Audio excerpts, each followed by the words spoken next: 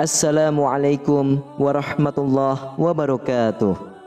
Innal hamdalillah nahmaduhu wa nusalli wa nusallimu ala rasulihil karim. Asyhadu an la ilaha illallah wa asyhadu anna Muhammadan abduhu wa rasuluh. Allahumma salli ala sayyidina Muhammad wa ala ali sayyidina Muhammad.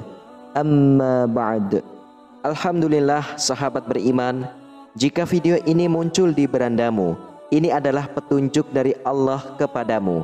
Setidaknya sempatkanlah menulis sholawat kepada Nabi Muhammad SAW di kolom komentar. Insya Allah bisa menjadi bukti kecintaan kita untuk mendapatkan syafaat kelak di akhirat. Amin, Allahumma amin. Sahabat beriman yang dirahmati oleh Allah Subhanahu wa Ta'ala, kematian adalah ketetapan yang tidak bisa dihindari oleh setiap makhluk yang bernyawa.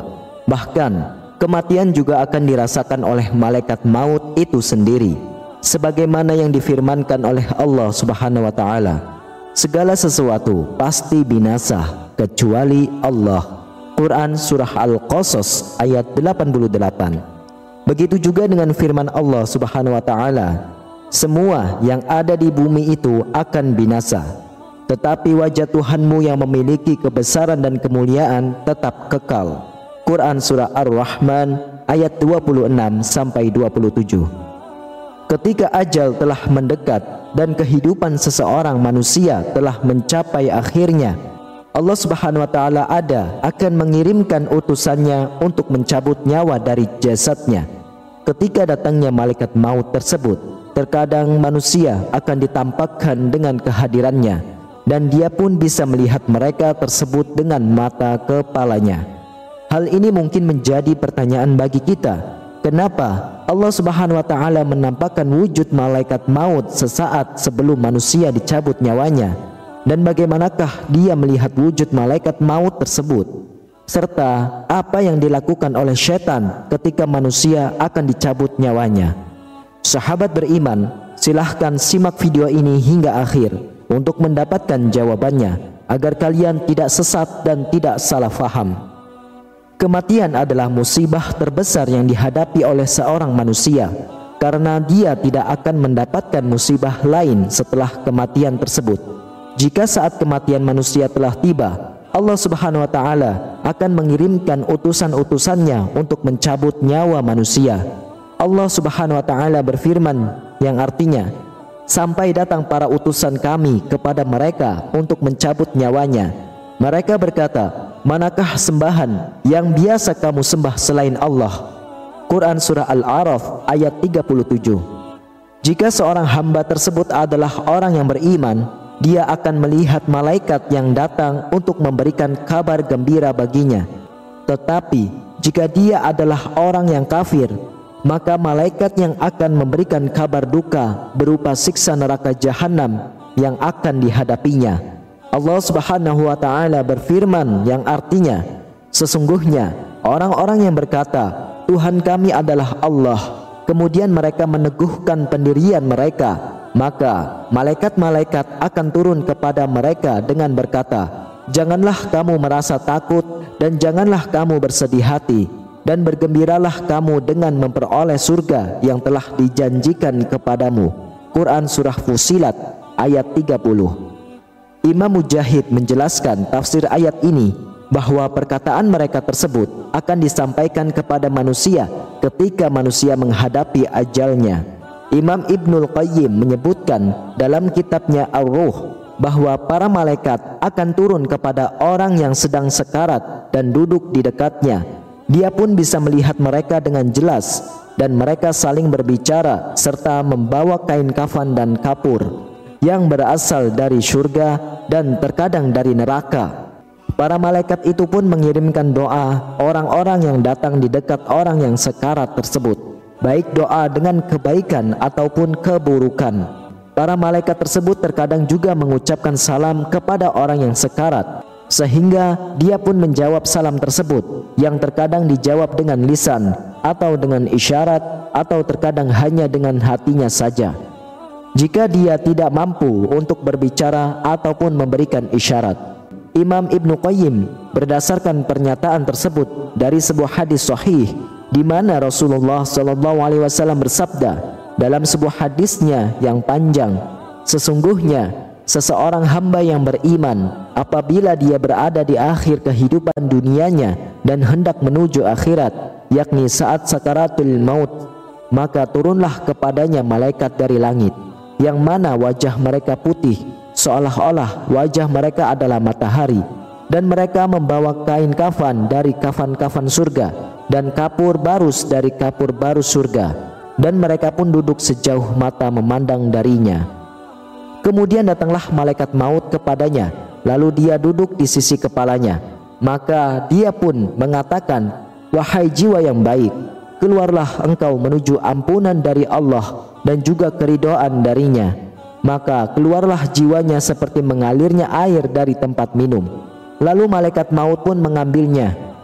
Tatkala dia mengambilnya, para malaikat yang sudah menantinya tidak membiarkan ada di tangannya sekejap mata pun, sehingga mereka pun mengambilnya dan meletakkannya di kafan dan kapur barus yang telah mereka siapkan, dan keluarlah darinya bau harum seperti harumnya misik yang paling bagus yang ada di muka bumi. Kemudian mereka pun membawanya naik ke langit, dan tidaklah mereka melewati sekumpulan malaikat, melainkan para malaikat yang melihatnya akan berkata, "Siapakah ruh yang bagus ini?" Para malaikat yang membawanya itu pun menjawab, "Fulan bin Fulan," yakni dengan namanya yang paling bagus yang dahulu dia namakan dengannya di dunia, sehingga mereka pun sampai di langit dunia. Lalu mereka pun meminta untuk dibukakan pintu untuknya, maka dibukalah untuk mereka. Maka mengikutinya pula dari setiap langit para malaikat yang dekat hingga sampai ke langit yang setelahnya, hingga akhirnya sampai ke langit yang ketujuh. Lalu Allah Subhanahu wa ta'ala berfirman yang artinya, "Tulislah kitab catatan amal hambaku di Iliyin dan kembalikanlah dia ke bumi.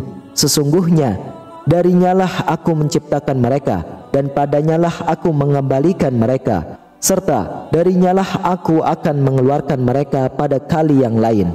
Rasulullah SAW kemudian melanjutkan sabdanya tentang keadaan orang yang kafir ketika dia meninggal.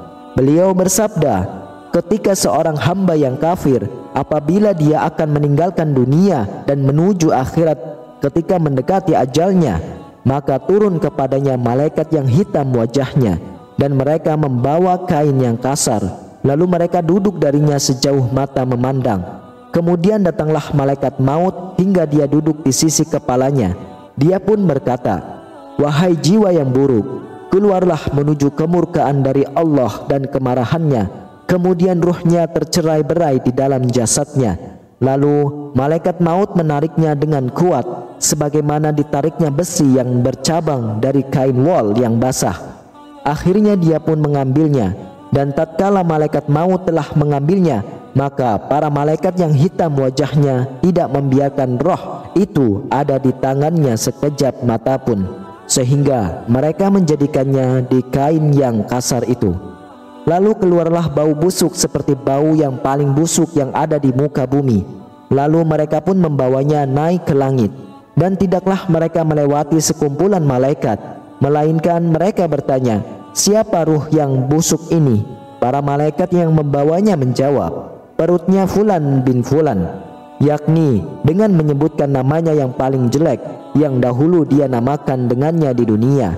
Akhirnya mereka pun sampai di langit dunia. Lalu mereka meminta untuk dibukakan baginya pintu, namun tidak dibukakan untuknya.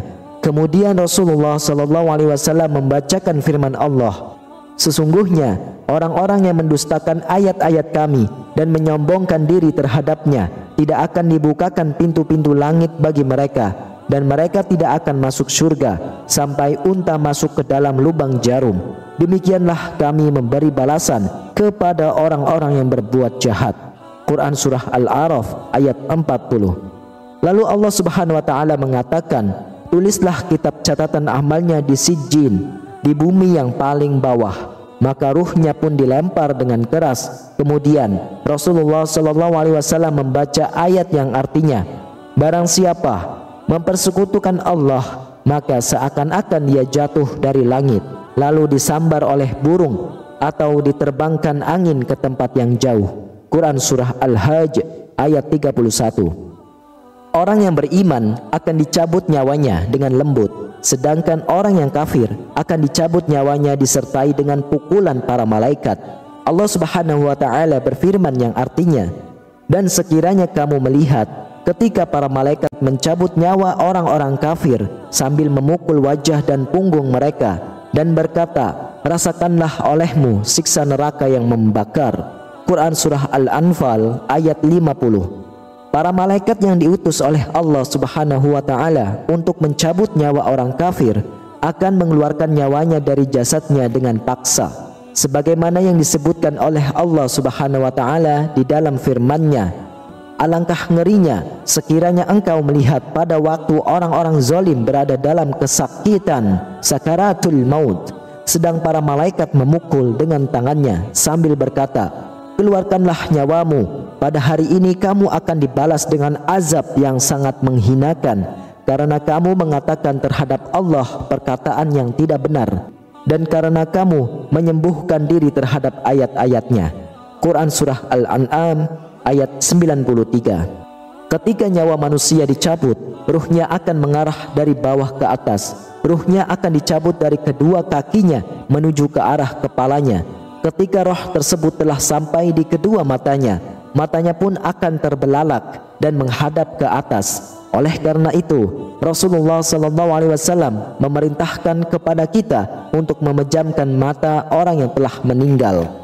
Ketika manusia dalam keadaan sekarat, setan akan segera mendatanginya di waktu yang mana dia tidak memiliki daya ataupun kuasa dengan tujuan untuk menggoda manusia tersebut dari agamanya dan menjauhkannya dari kalimat tauhid, sehingga dia pun akan keluar dari dunia tidak dalam keadaan Islam.